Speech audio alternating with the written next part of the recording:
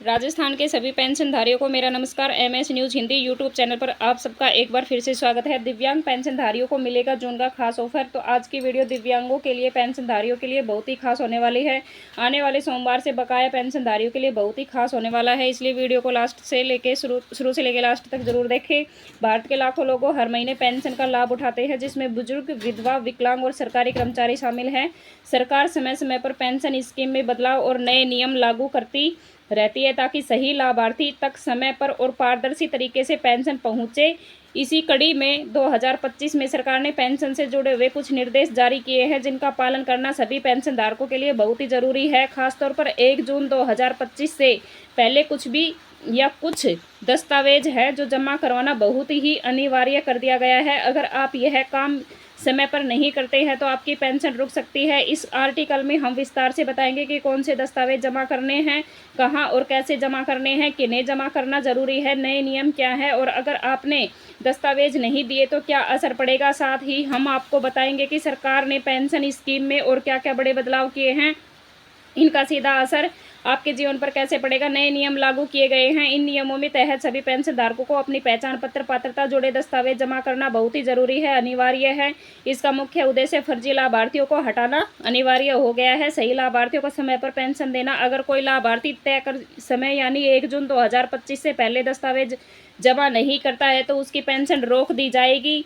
Mobile app और online trending के कारण भी सरकार ने पेंशन स्टेटस चेक करने और शिकायत दर्ज कराने के लिए मोबाइल ऐप लॉन्च किया है, जब पेंशनधारी घर बैठे अपनी पेंशन की स्थिति देख सकते हैं और ज़रूरत पड़ने पर शिकायत भी कर सकते हैं। यानी कि गवर्नमेंट ने एक अपने फ़ोन में ऐसा ऐप दिया है जिससे कि हम अपनी पेंशन के बारे में जान सकते हैं घर बैठे ही फ़ोन के माध्यम से। केंद्र सरकार ने 1 अप्रैल 2025 से लागू की है, जिसमें एनपीसी नेशनल पेंशन सिस्टम है, ओपीसी ओल्ड पेंशन सच में यानी कि पुराने जो पेंशनधारी हैं इनके फायदे को मिलाकर एक नई स्कीम जारी कर दी गई है। यूपीएस शामिल होने के लिए केंद्र सरकार ने कर्मचारियों को 30 जून 2025 तक आवेदन करना जरूरी बताया है। अगर समय पर आवेदन नहीं किया तो एनपीएस के तहत ही रहेंगे, यूपीएस का फायदा बिल्कुल नहीं मिलेगा।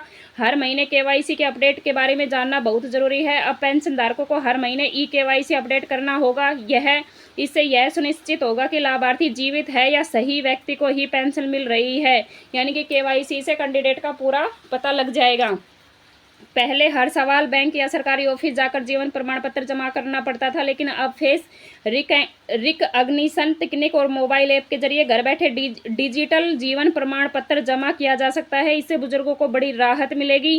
पेंशन राशि में बदलाव क्या क्या है जान लेते हैं। 2025 में कई राज्यों ईपीएस 95 स्कीम के तहत पेंशन राशि बढ़ाने की बात चल रही है। ईपीएस 95 के तहत न्यूनतम पेंशन बढ़ाकर 1000-2000 रुपये थी, जिसे बढ़ाकर 7500 रुपये प्रति माह करने का प्रस्ताव रखा गया है। इसे लगभग करीब 65 लाख पेंशन को सीधा फायदा होगा। अगर आप पेंशनधारी है या आपके परिवार में कोई भी पेंशन ले रहा है तो 1 जून 2025 से पहले सरकारी दस्तावेज जरूर जमा करें। सरकार ने पेंशन सिस्टम को पारदर्शी, डिजिटल, आसान बनाने के लिए नए नियम लागू कर दिए गए हैं। समय पर दस्तावेज जमा करने से आपकी पेंशन बिना रुकावट मिलती रहेगी। आपको किसी भी परेशानी का सामना नहीं करना पड़ेगा। दस्तावेज जमा करने के लिए क्या क्या करना होगा। अगर कोई पेंशनधारी 1 जून 2025 या संबंधित स्कीम के अनुसार अंतिम तिथि तक जरूरी दस्तावेज जमा नहीं करता तो उसकी पेंशन रोक दी जाएगी। जब तक दस्तावेज जमा नहीं होंगे पेंशन का भुगतान नहीं होगा। इसलिए कहीं भी लाभार्थियों को सलाह देने के लिए स्कीम नई निकाली जा रही है, वे समय पर रहते ही अपने दस्तावेज अपडेट करवाना बहुत ही जरूरी है। इन दस्तावेजों को आप अपने नज़दीकी बैंक, सीएससी सेंटर, सरकारी ऑफिस, ऑनलाइन पोर्टल जमा कर सकते हैं। कई जगहों पर मोबाइल ऐप के जरिए भी दस्तावेज अपलोड करने की सुविधा दी गई है। इसलिए डिस्क्लेमर में यह आर्टिकल सरकारी अधिसूचना और मीडिया रिपोर्ट्स के आधारित पेंशन से जुड़े नियम, दस्तावेज समय समय पर बदल सकते हैं।